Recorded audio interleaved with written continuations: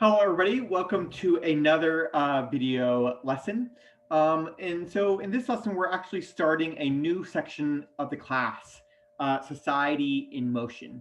So let me go ahead and share the PowerPoint slides on the screen, and then I'll talk about this new section.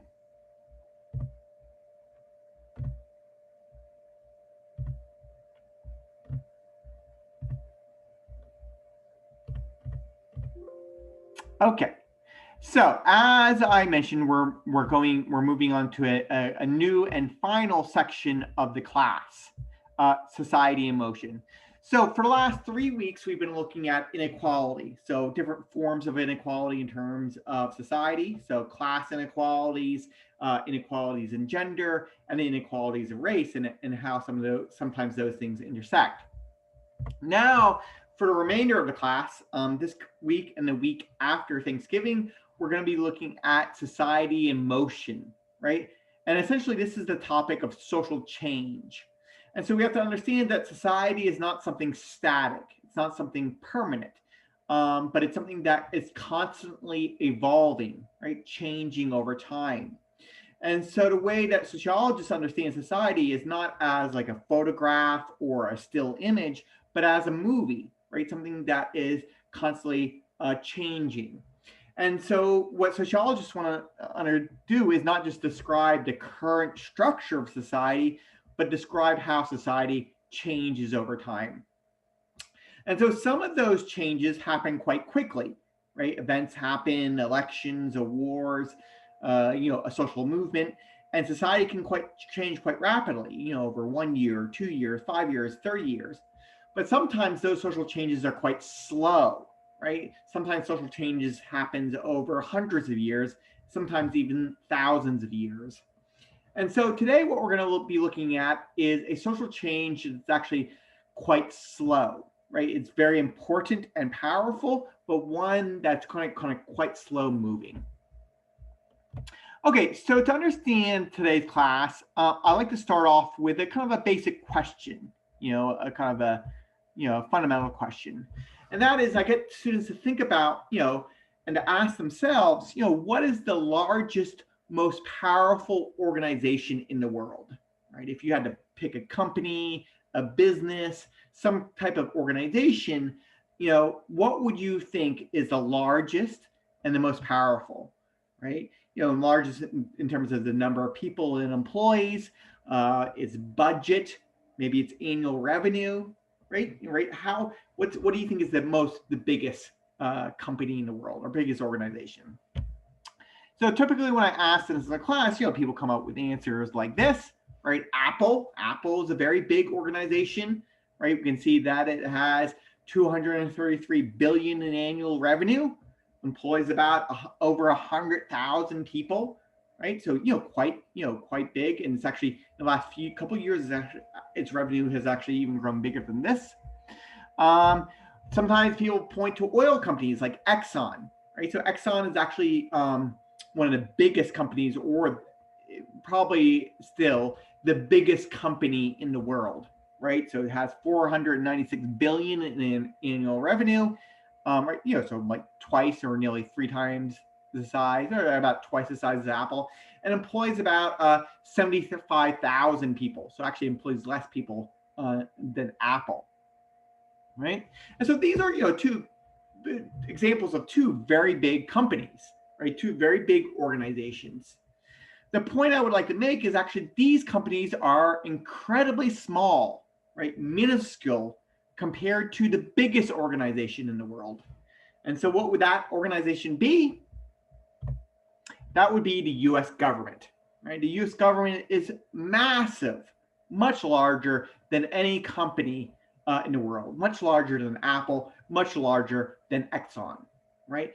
The US government has a budget of $3.5 trillion, although it only has revenue of about $3 trillion, right? It employs about 4.4 million people, so much larger than Apple or Exxon. This does include the military, right? So, military is a big part of the number of employees, but, it includes about 2% of the total US workforce works for the government. Right? And so we see that the government is a large, massive organization. Right? The U.S. government, by far the biggest organization in the world, the biggest organization in the history of the world. And that's not just true for the U.S. government; it's true for most nations. Right? So the U.S. government is the biggest organization in the country of the United States, and that's true for most countries. Right? The British government is the biggest organization in Britain. The French government is the biggest organization in France, and so on and so on. And so a basic question that we have for today is, how did this happen? Right? How did we create a government that, and how do we create an organization that is so powerful? Right? And so we have to remember, governments didn't just fall out of the sky. They didn't just happen. We created these things, right? We as humans created this, right? And so we have to ask ourselves, well, how did this happen, right? How or why would we create an organization so powerful as the U.S. government or any other national government? And there's a certain irony here, right? That the government is now so large and so powerful that it has control over us. Right? It takes our taxes, takes our money in form of taxes. It sets up laws controlling what we do. And so even though we as people, we as citizens created the government, we create this organization that now has power over us. Right? And so some of the question is, why would we do that? Right? Why would we create an organization that now is so powerful that it has power over us? Some of the short answer is, we didn't know what we were doing, or we didn't realize what we were doing, right? But really, overall, this is a question of the rise of the nation state, right? The nation state, national governments are, these powerful organizations, and really we want to understand, how did they become so powerful, right? It's not something that happened overnight. It's something that happened over hundreds and hundreds of years. It's very kind of slow moving, but very important social process. Okay, so in today's lesson, first off, I'm going to describe what the government is like as an organization, right? How is the government different as an organization from, say, Apple or Exxon? It's not just more powerful, but there's something unique and distinct about it. Then we're going to talk about what's called the Bellicose Theory of state formation. And so here I'm going to talk about this theory about how the government became powerful. And then we're going to give an example of this in terms of the US government. And unfortunately, we won't be able to have the brief closing activity because we're not in class today. Okay, so let's start by talking about what government is like. Okay, so as I've said, the government is very, very powerful, right? That's an essential feature of the government. It's powerful, like it's large, it has a big budget, it employs a lot of people, right? It is powerful, right? What else though? What's unique? What else is unique about the government, right? Or what's distinctive about the government other than it being powerful? And so usually in class, in an in-person class, I ask people to think about, well, what can the government do that no other organization can do, right? What can the government do that, say, Apple can't do, Exxon can't do, that SUNY Plattsburgh can't do, right? And so people think about this and they say, oh, well, they make laws, the government can make laws. But actually, other organizations make laws. They make rules. If that's what laws are, they're basically rules. Other organizations make rules, right? Apple has a code of conduct. Exxon has rules for being an employee that will get you fired, if you don't obey them. Even SUNY Plattsburgh has rules, right? They have. You have to maintain a certain GPA, you have to have this many credits, you have to do this, you have to do that. So it's actually not rules that make the government distinctive. Lots of organizations make rules or laws. Right? So that's not actually what's unique about the government. What's unique about the government actually is how it gets people to follow those rules, how it gets people to enforce, how it enforces those rules, right? So what is distinctive about the government? What can the government do that no other organization can do? It can put you in jail, right? That the government is able to use physical force to back up its rules, right? And so this is what is called having a monopoly over violence, right? A monopoly over force, right? So the government can put you in jail. The government can, through police officers, kill you, right? The government can say, through police officers, get out of your car, lay face down. Those police can have guns. They can use lethal force to end your life, right? They have a legitimate legal authority to do this in certain situations, right? And so this has what's been called a monopoly over violence. And this comes from a famous quote or famous definition by Max Weber, a well-known famous sociologist. And he says, an organization is a state, a government, insofar as it successfully upholds a claim on the monopoly of the legitimate use of violence. There's a couple of things here that are important. The first one is monopoly, right? And so what basically the government is saying is that it controls all use of force, right? It is able to use force to get things done, right? It's able to compel people to do things by physically compelling them, right? Its will be carried out, right?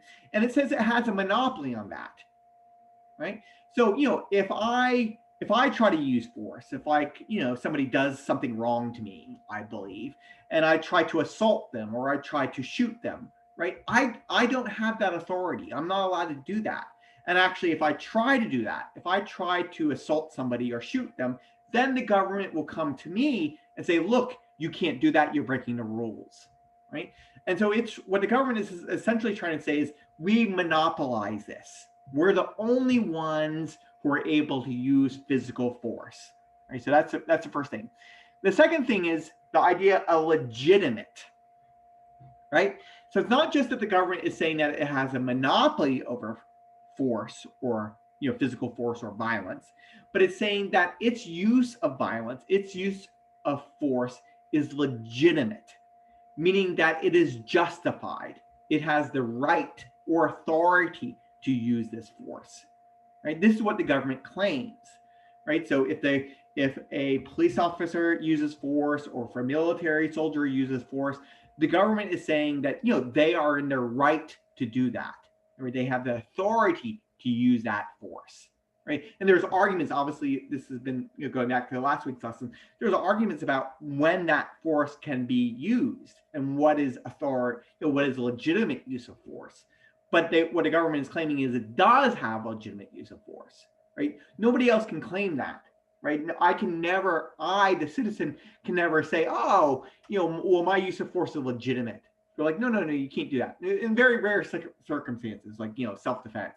But, 99.9% of the time, I'm never allowed to use force to do what I want to do, but the government can, right? And so this is, right, this is its monopoly over violence. It controls the use of force in society, and it claims, the government, that its use of force is legitimate, right? How did we get here? How did this happen? This is what's called, the pacification of citizens, meaning that it's a historical process in which over time citizens were pacified, right? That over time the government monopolized or increased its monopoly over violence, right? So what's an example of what I mean by this, right? So in the 19th century, people could actually use force, right? And a great example of this was having a duel, right? That you could have, if you're a man in particular and somebody offended your honor, said something disrespectful to you, you could challenge them to a duel. You could be like, you're not allowed to say that. I challenge you. I'm going to shoot at you. You're going to shoot at me, and we're going to see who wins, right? And this was legitimate, right? This was accepted by the society, accepted by the government tacitly, right? And so we have a famous example of this. Alexander Hamilton, the treasurer, right now, has a famous musical after him, and Aaron Burr, the vice president of America at the time, got into a dispute, right? Hamilton said that Aaron Burr said something disrespectful about him, and so challenged him. They got at each other. They shot at each other. Aaron Burr shoots Hamilton. Hamilton dies. All of this is pretty legitimate, right? They're like, they had a duel, and duels were done pretty consistently, right? They were a legitimate way to settle an argument. However, over the course of the 19th century, dueling became illegitimate, right? It became outlawed. You can no longer have a duel. We can't have that today, right? You're not allowed to duel somebody in the 21st century, right? And so what this is an example of is a gradual monopoly or increasing monopoly over violence, right? That over time, citizens are pacified. Their right, their authority to use violence is gradually taken away from them and then monopolized by the government. Okay, so these are two distinctive features of the government, right? That it's powerful and it has a monopoly over violence. What we're going to see is that these two things are connected, right? How does the government have a monopoly over violence? Well, it's powerful, right? It's able to employ a lot of police. It has a big budget to have a military, right? So its power allows it to have a monopoly over violence. How does it get powerful? Because it has a monopoly over violence, right? Its ability to enforce its rules, right, allows it to collect taxes, allows its rules to be obeyed. And so these two things are actually two sides of the same coin. The government is powerful because it has a monopoly over violence, and it has a monopoly over violence because it's powerful, right? Okay, so now what we want to do is we want to figure out, well, how did this happen? How did the US government and other governments around the world, how did they get so powerful? And how did they get to have a monopoly over violence? Right, this is our basic question, right? How did governments grow over time to become such large and powerful organizations? So what's the answer? So a short answer, well, there's actually not a short answer, but a short answer is what's called the Bellicose Theory of state formation. State formation basically means, how are states formed? How do they grow and become bigger, right? And what does this word bellicose mean? So bellicose is pretty much just a Latin word for warfare, right? So basically the short answer is that there's something to do with warfare that's creating powerful states. Okay, the way to understand this is, let's think about Europe, right? This theory is done with research on Europe. And so Europe has a long history, right? So what we're going to do is we're going to look at some maps. We're going to look at some maps from early in European history, around 1000 AD, and then more recent history. Okay, so let's look at the maps. All right, so what we see here is a map of Europe in 1000 AD, right? So about 1,000 years ago, 1,100 years ago, right? So we look at this map and we're like, all these countries, there's some countries that are familiar there, right? We got in England, we got a France, we got Hungary, right? But what's weird is actually there's a lot of countries that are there. There's a lot of states, governments that we don't know of anymore. Right? So this is 1000. Then we fast forward to 2000. Right? So this is a more recent map of Europe in 2000 AD or ADE, right?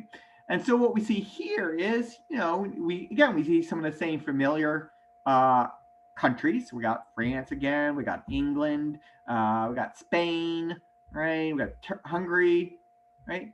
But so the basic question now is, what's the difference between these two maps, right? If you flip back and forth between them, this map, this map, this map, and this map, right?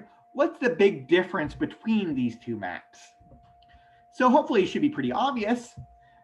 In the earlier map, there's a lot more countries, right? There's a lot more governments, or what's called fiefdoms, right? So you got a lot of states, a lot of governments that don't exist anymore. You got Savoy, Tyrol, Upper Bavaria, Lower Bavaria, Burgundy, the province of Sicily, the Duchy of Giverny, right? Holland, Flanders, right? The Duchy of Mazovia, right? So you got a lot of these small little places that don't exist anymore. And so the basic question is, what happened to them? Where did they go? Right? How did they disappear? Right? Essentially, the answer is warfare, right? That the history of Europe is a history of war, right? And so when we look at a more recent map of Europe, what we're really looking at is the winners, right? These are the winners of warfare, over 1,000 years of warfare, right? France is a winner, right? Spain is a winner. England is a winner, right? It's able to survive, right? So where did those other countries go?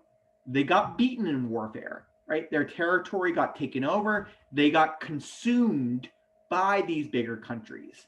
There's a few small countries that got, for some reason, however, were able to hang on, like Luxembourg, right, and Liechtenstein. But most of these small little countries got disappeared, right? They got consumed, right? They got taken over by the bigger countries. It really is like the TV show Game of Thrones, right? You know, either you win or you die, right? So either at warfare, right, you either win and get bigger and survive, or you disappear and get taken over by a larger country. Okay, so Europe is a history of warfare. And so this history does two things to the winners, right? The first thing is pretty obvious. One, it increases their territory, right? It makes them more powerful, right? Gives them more land and resources to control. So you can literally see France expanding. You can see Italy expanding. You can see Germany expanding. It just literally gets bigger over time. It gets more territory. It gets more powerful, right? It gets to have more resources and more people under its control. So that's the first thing, right? Warfare, winning at warfare, allows a government to get bigger and more powerful. The second thing is winning at warfare means that the country, the government, gets better at war, right? It becomes more skillful at using physical force, right? It's able to, be more effective at this. It gains the tools of using violence, right? These countries here are countries that are very good at violence, right? They know how to kill people, right? They know how to win a war, right? They know how to mobilize its citizens to defend the country and to use and exercise violence, right? And so we see two things. Warfare allows the governments to become powerful, and they also allow the governments to become skillful at warfare, right? To become better at using violence, right? So the short answer is, how do these governments grow more and more powerful? Warfare, right? But it's not just warfare, right? Warfare is one part of the answer, but there's actually a second part of the answer, right? And so the way to think about this is, what do you need to conduct a war, right? What do you need to fight a war, to defend your government, right? So you got, let's say you have some soldiers and you got some horses and you got some swords and crossbows, right? What do you need other than that to defend a war? Well, you need money, right? You need resources, right? You need a way to buy the swords. You need a way to feed your soldiers, right? You need money, You need resources. And so now the question becomes, where are you going to get that money from, right? How are you going to pay for your military, right? You're going to get it from your citizens, right? The people that you control already, right? This is what's called taxation, right? So taxing people allows you to pay for your military, right? Armies are incredibly expensive. For most of human history, the military is the most expensive part of the government's budget, right? And still in modern times, it's incredibly expensive, right? And so the military is expensive to maintain. You got to get that money from somewhere. Where do you get it from? You get it from your citizens, right? You're going to extract the resources from your territory. But here's the problem.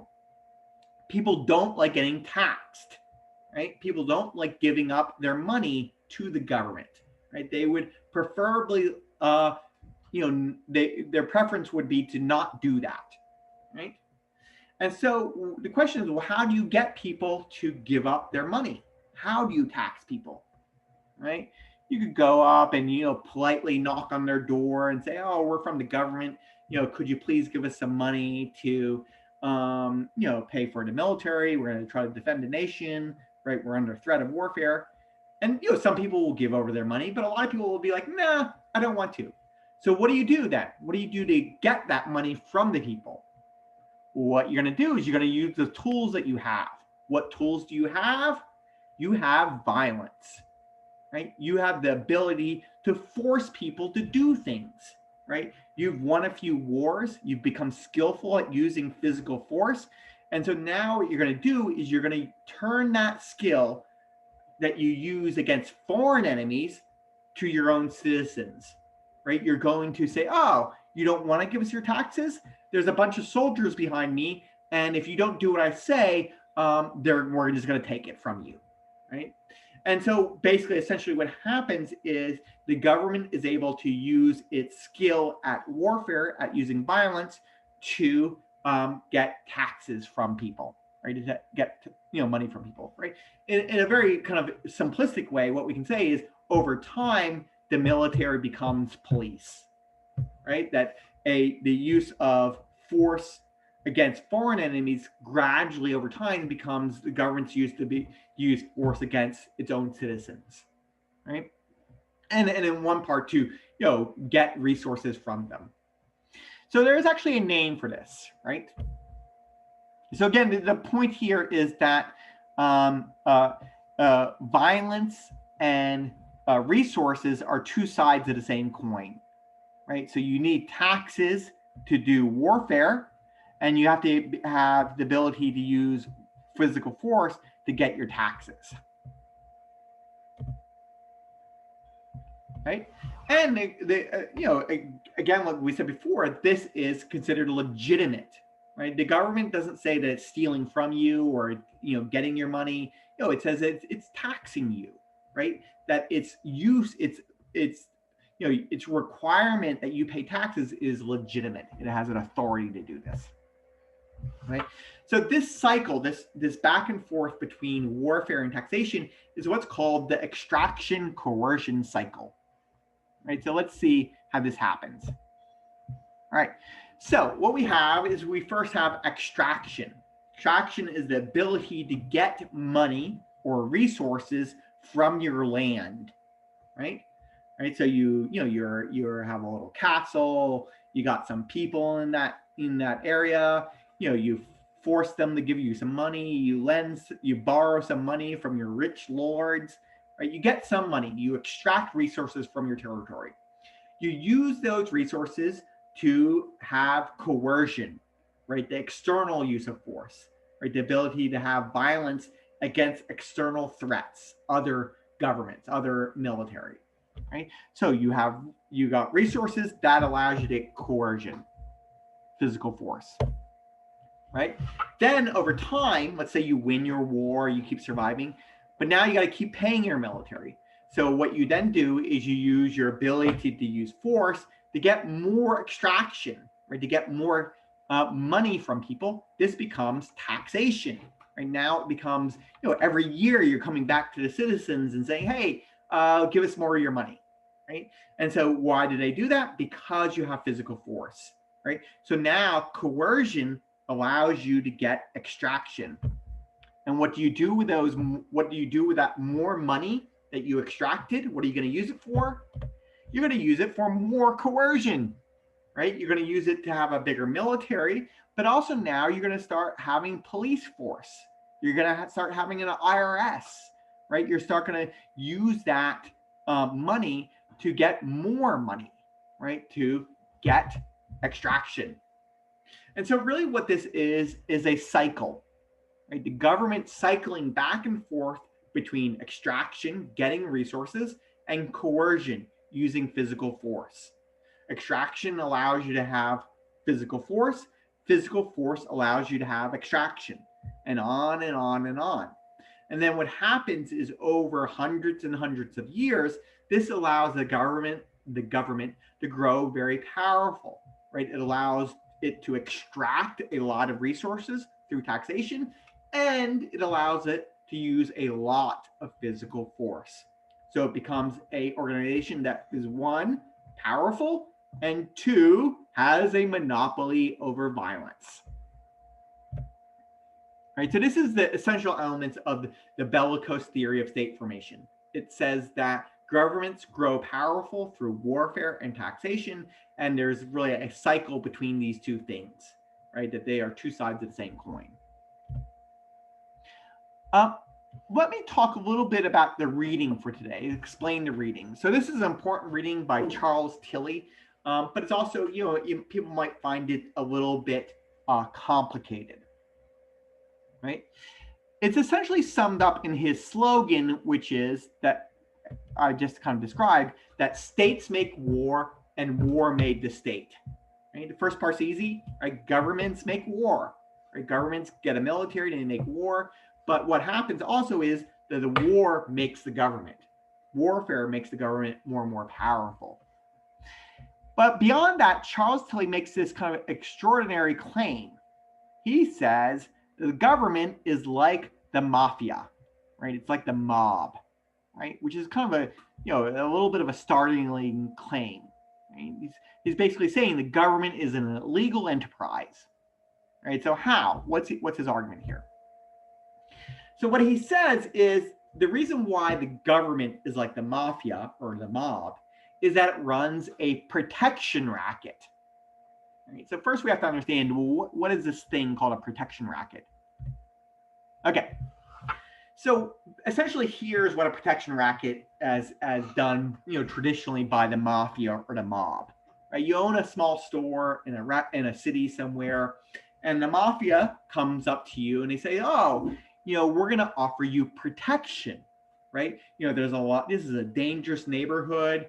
Your store could get burnt down, you could get robbed, and we're the mafia, and we're going to offer you protection from those threats, right? You give us so much money every week, and we'll make sure that your store doesn't burn down, right? The trick here is, well, who's also threatening to burn your store down?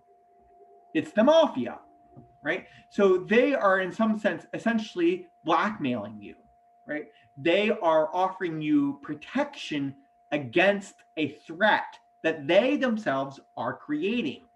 Right? They're the ones threatening you, and they're offering protection against the threat that they are, saying that they might do to you.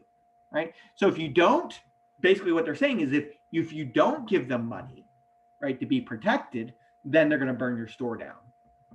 But they do actually offer protection, right?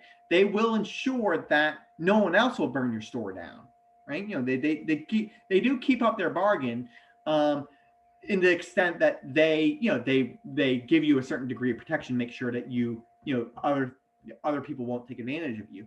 But if you don't go along with them, then they basically threaten to do the harm themselves. So that's a protection racket. And so now we can ask, well, how is the government like a protection racket? How is the government operating a protection racket? So Charles Tilly says, he's being a little bit, he's trying to make you think about this. So he basically says, well, it's a similar situation with the government, right? The government helps create the threats that it says it's going to protect you against, right? Why are other countries or why are other militaries trying to attack you, right? Well, because your government tried to attack them, right? By having a military, by going out and making warfare, the government has created a threat, right? It has created a situation in which other militaries will try to attack you, right? So essentially what happens is the government helps create the threats that they offer protection against. Very similar to the situation of the mafia or the mob, right? And so this is what Charles Tilly says, in the reading. As states stimulate or even fabricate threats of external war, as extractive activities of governments are often the largest threats to the livelihood of citizens, right? Our own government, Tilly is saying, is what really threatens us. But a government going out, making warfare and creating these problems, it creates the threats that it then offers protection against, right? So that's how the government is the same as the mafia, right? The same as organized crime. But what Tilly also says, well, there's something that makes it different. What makes it different? The government claims that its use of violence is legitimate, right? The mafia or the mob will always admit to being criminals. They will yeah, we're criminals. We're out to rip you off. At the end of the day, if you had to sit them down and say, are you a criminal? They'd be like, yeah, we are forcing you to do something that we're blackmailing you. We're criminals. But the government never admits that. The government says, no, our use of force is legitimate. Our use of force is right. We have the authority to do this, right? And so Charles Tilly ends, he sums it up. What do governments do? He says they do 4 things. They make war, they get bigger and stronger, right? They make states, they offer protection, right, for its citizens, and they extract resources. Right? This is essentially, what the government does. Okay, so this is the example of the theory, the Bellicose theory of state formation in the abstract, and used really on information from Europe, right, which is where most of this research is done. What I want to do now in the last part of the lesson is see if this theory applies to the U.S. Right? We know that the U.S. government is powerful, right? It has a big budget, employs a lot of people, has a monopoly over violence, has a big military. Does this Bellicose theory of state formation apply to not just Europe, but also to the U.S.? And I think it does. Right? We can see first off that the U.S. government was formed in the middle of a war, right? The Revolutionary War of 1776. Right? How did the U.S. government come into formation? It came into formation from a war, right? The Revolutionary War, in some sense, literally created the U.S. government, right? It was born out of war, right? And so it's a good example of how warfare makes a state. Right? Was this the last war that the U.S. ever fought? Far from it, right? And so what we see is, just like in Europe, we see that the U.S. government gradually increases its territory, right? Originally, it's the 13 colonies or so many colonies at the start, right? But then over time, it gets bigger and bigger and bigger, right? Some of these it purchases from, other European countries like Spain and France. But even when it purchases these territories, like the Louisiana Territory, it's not as if nobody was on them already, right? America fought a lot of wars against other European countries like Britain, right? The War of 1812, against Spain, and against Native Americans who it slaughtered and committed genocide against, right? And so America really is a good example of how warfare increases the territory of the state. Right? America grew bigger and bigger as a government, as a nation, through warfare, either against other European powers or the native population that was originally residing in America. Right? And so we see it get bigger and bigger over time until it basically encompasses, all of America. right? And it really does this through fighting wars, right? So, right, the government does make war, and it's through warfare that it's able to capture more territory and more resources. What about taxation? Right, when's the first tax formed? Right, the first income tax is created during the Civil War. Right, again, warfare helps create taxes. Right, so the first income tax is created in 1861 and 1862. It's 3% on incomes above $600, right, and 5% on incomes above $10,000. Right, it was a temporary income tax. Right, people were shocked at the time that they could get taxed this much, and they would even have an income tax rate of 3%, right? But it was temporary. Right? It didn't last. It was only for a war. Then what happens next? Along comes World War I, right? And then what we also have then is the Revenue Act of 1913. Right? Again, an income tax, but now it's permanent. Right? Now it's here to stay. And so for the rest of the 20th century and into the 21st century, now, the income tax is, part of just what we consider to be normal, right? But again, we remember this income tax is created from warfare, right, to pay for a war. And so it's literally a good example of how warfare creates taxation. And then what do we use those taxes for?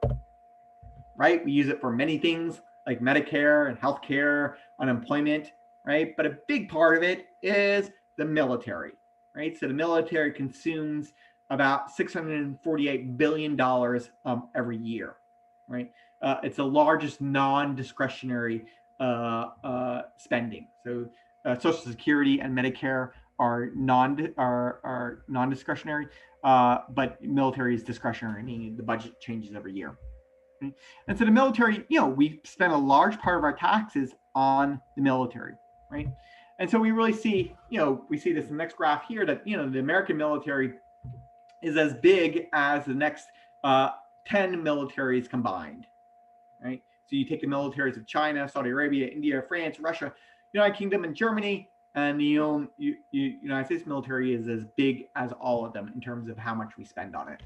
Right, so it's by far the biggest military in the world, and so it shows you, right, we're spending a lot of our taxes on the military, and then also military, allowed us to get those taxes, right? And so again, to kind of sum up or summarize today, how do we have such a big and powerful government like the U.S. state? The basic theory is that it's from warfare and taxation. Okay, that's it for today. Remember, there's going to be a quiz coming out this Tuesday, and like the other weeks, you'll have till Sunday to complete the quiz. Right? It'll be based on the lessons prior to this video lecture. I hope everybody has a good day.